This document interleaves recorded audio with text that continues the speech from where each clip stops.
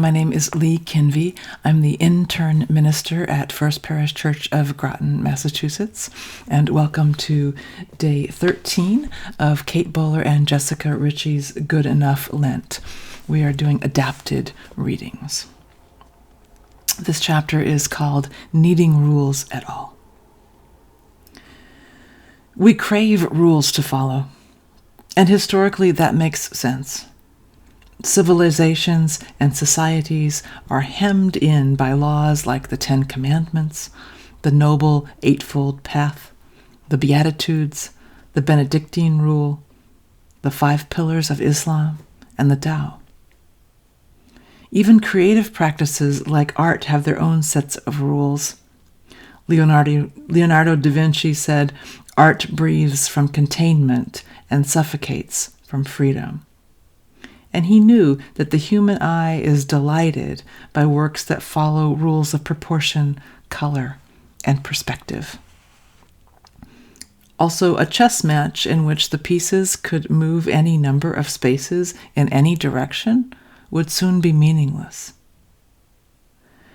Part of what is so strange about rules is that we love them and hate them at the same time.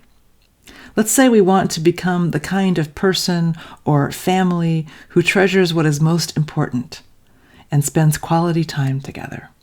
Wonderful.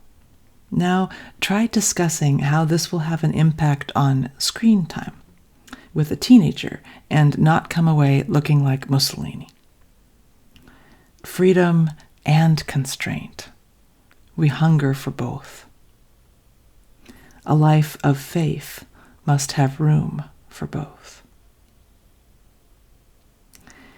When we're talking about spiritual practices, it's hard to focus just on the practice itself and not on everything else that we pile on top of it.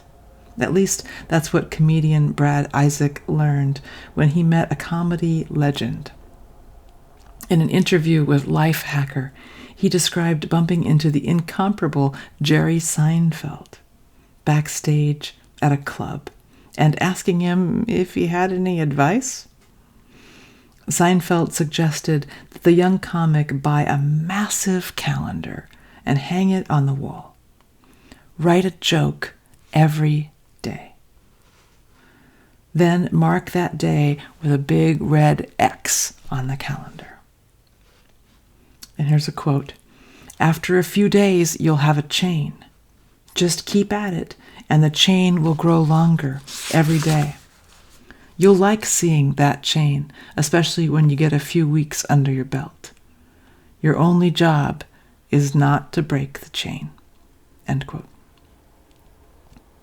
So don't worry about everything. Focus on the small. Start tiny and keep it up. Try not to break the chain. But if you do, just blink and start a new one. A prayer for this time of change. Here's a prayer for finding the moment of faith I need most, the one that will set good things in motion, and establish this in me as a bridge to the next small practice and the next. Build me up that my daily life might be joyful for me and for those around me, and protect me in this tender time of change. Amen. So our good enough step for today. To begin any new practice, we will need to be reminded. Let's find a reminder that works for you. The most effective ones happen every day, like when you're brushing your teeth, or your first sip of coffee, or when you plug your phone into the charger before bed, getting into your car, filling the dishwasher, opening your laptop. Pick one reminder that you can create an association with, and that is your spiritual cue. Then you don't have to worry that you will always drift. You've got a little reminder every day And when it happens, perhaps start small, with 1 minute of meditation, or with something like naming a gratitude out loud.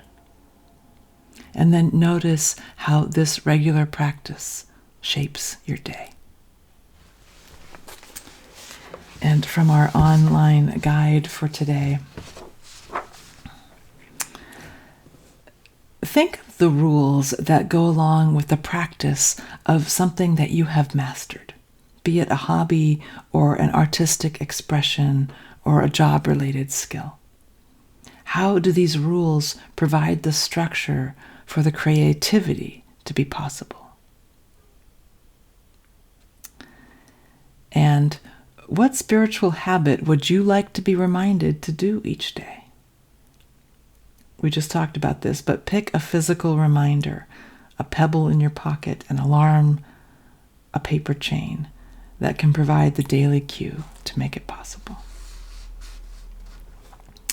And finally, one more short prayer. Spirit of life, be with me as I build new habits into my day that are fruitful and life-giving. Grant me the freedom and grace to trust this process so that I might continue to grow in service of love in action in this world. Amen.